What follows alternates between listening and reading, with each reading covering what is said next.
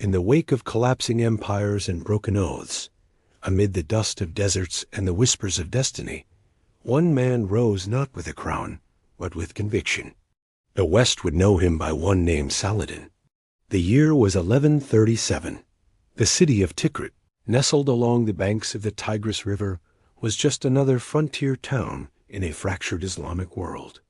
The Abbasid Caliphate was a shadow of its former self, and the Seljuk Empire teetered under internal strife. Amid this chaos, Yusuf ibn Ayyub, later known as Saladin, was born not into royalty, but into duty. His father, Ayyub, a Kurdish military officer, was forced to flee Tikrit the very night Saladin was born. A soldier had been killed under his watch, and the governor expelled him. Ayyub left with shame in his eyes, but with a newborn in his arms. They would settle in Mosul, then later Baalbek and Damascus, cities where Saladin would learn not only the sword, but the art of patience, discipline, and faith. By the time Saladin was a young man, the world around him was in flames. The Crusaders, backed by the might of Europe and the Pope's divine mandate, had carved the kingdom of Jerusalem deep into Muslim lands. They had captured Jerusalem in 1099, leaving rivers of blood and broken minarets. But now, the Muslim world had begun to stir, to remember, and to fight back. Saladin's path was shaped by a man who would become his mentor and commander, Nur ad-Din Zengi, the ruler of Aleppo and later Damascus. Unlike other emirs, Nur ad-Din was driven not by vanity, but by jihad, not the blind kind, but the strategic, organized, state-level resistance to the Crusader states. The Franks think us divided. They think we've forgotten Jerusalem. But we are not tribes anymore. We are one army now. And this young man, Yusuf ibn Ayyub, I see fire in his eyes. He will not remain a deputy long. In 1169, Saladin was appointed vizier of Egypt to shock to many. Egypt, still ruled under the weak Fatimid Caliphate, was a prize fought over by Crusaders and Zengids alike. Nur ad-Din had sent his generals to Egypt to stabilize it. But when others failed or died, it was Saladin, quiet and calculating, who remained. He was only 31 years old. The Crusaders mocked him. A Kurdish upstart, they called him. An administrator, not a warrior. But they didn't understand what they were facing. In the months that followed, Saladin moved with deadly precision. He solidified power in Cairo, rooted out Fatimid loyalists, and slowly turned Egypt into a Sunni stronghold under Nur ad-Din's authority. But make no mistake, Saladin was not a puppet. He was learning, preparing. What the Franks saw as inexperience was in fact incubation, and the man they dismissed was watching every move they made.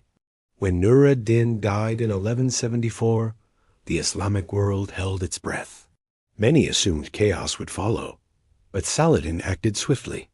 Within months, he marched into Damascus, claiming authority not as a usurper, but as a unifier under Sunni Islam. He didn't take cities by fire. He won them through negotiation, honor, and strategic marriages.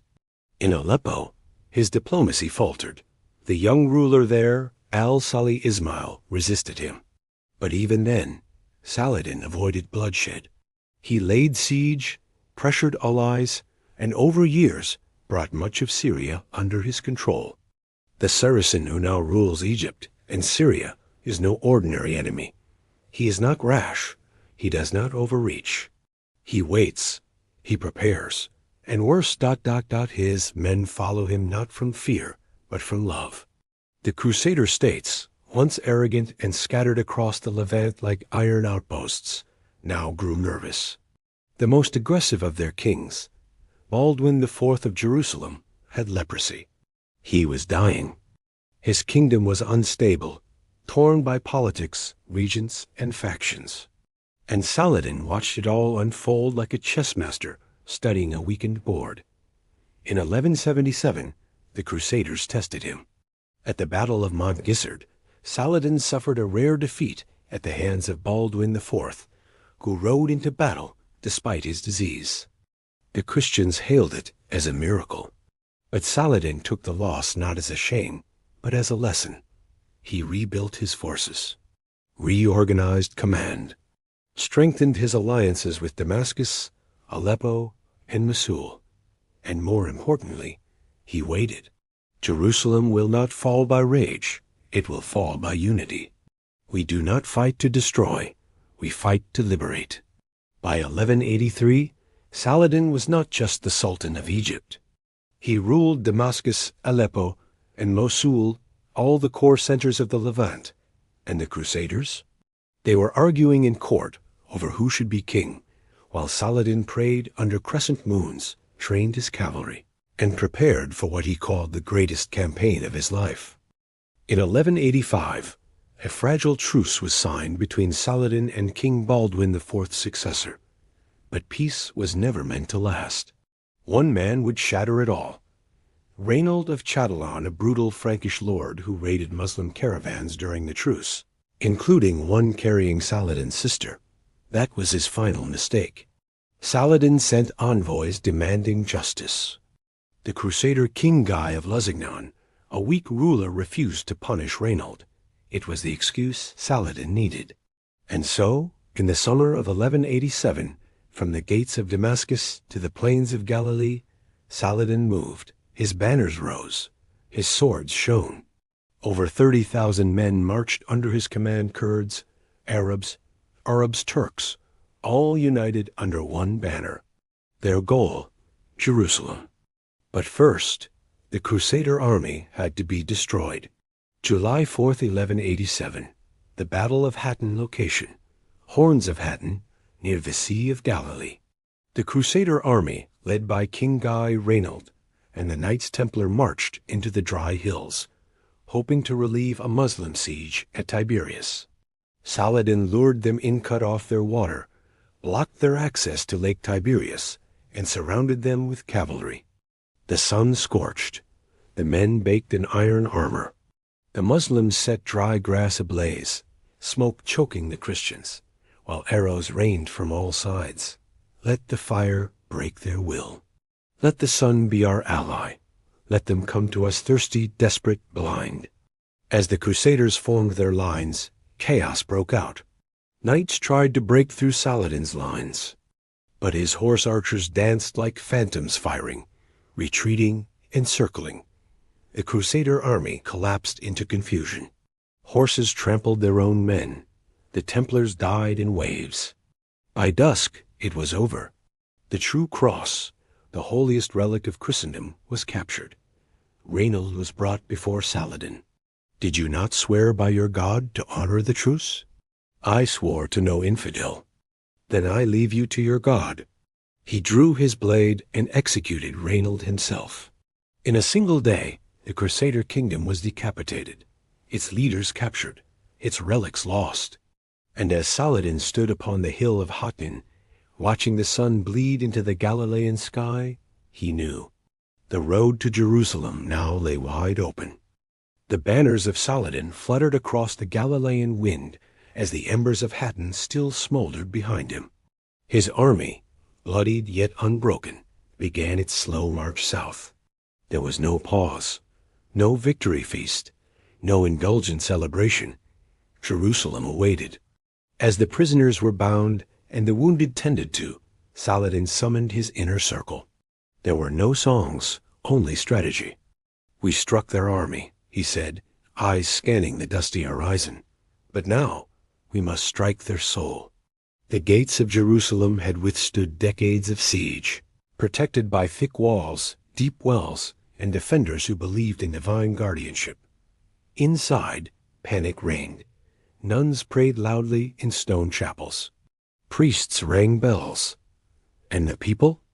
They wept, clinging to holy relics and waiting for what they feared would be a second massacre.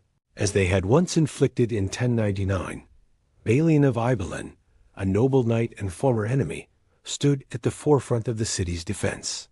Though he had surrendered his oath and asked Saladin to evacuate his family, the people of Jerusalem begged him to stay and lead. Reluctantly, he did. From his camp outside the city, Saladin sent messengers. "Surrender the city, and no blood shall be spilled," the message read. "Resist, and the sword will not rest." Inside, Balian paced the battlements, watching Saladin's engineers build siege towers, their catapults assembling with mechanical precision. He addressed the Council of Jerusalem with honesty. "If we resist, we die. If we surrender, perhaps we live." Yet surrender did not come easily. Days passed. Saladin's men hurled stones. His archers released flaming arrows into the night. But he held back the final blow. He knew what awaited inside a sacred place, a city holy to three faiths, and the site of his life's mission. Finally, Balian requested a parley. They met in a tent of white linen, no weapons drawn, no shouts, no curses. Just two men bound by war, and oddly, respect. "You offer peace," Balian said, "but what guarantee do I have you will not do to us what was done to you?" Saladin's voice was calm, but firm.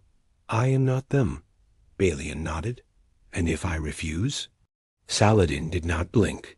"Then we will fight until the stones bleed, and your people will curse your name in death." The next morning, Jerusalem surrendered. Saladin entered the city not as a conqueror, but as a guardian. There were no mass killings, no rivers of blood. The Christian inhabitants were allowed to leave safely, most ransomed, some released freely. The Holy Sepulchre remained open, the Church of the Nativity untouched. And on the steps of Al-Aqsa, where once Crusaders had made it a stable for horses, Saladin entered in prayer.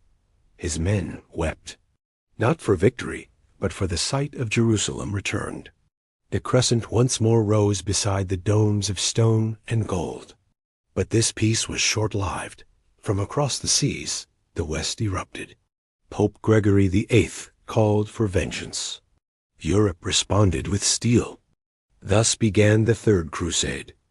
Ships filled with knights, armor, banners, and holy vows crossed the Mediterranean. At their head was the most feared monarch of the age, Richard I of England, the Lionheart, a warrior king born for war, famed for his strength, his pride, and his sword. As Saladin fortified his new borders, Richard landed at Acre. The siege of Acre would test both men's resolve. The Crusaders threw themselves at the city's walls. Saladin's army launched daily counterattacks from outside. Arrows darkened the skies. Moats ran red, and the sickly heat killed as many as the blade.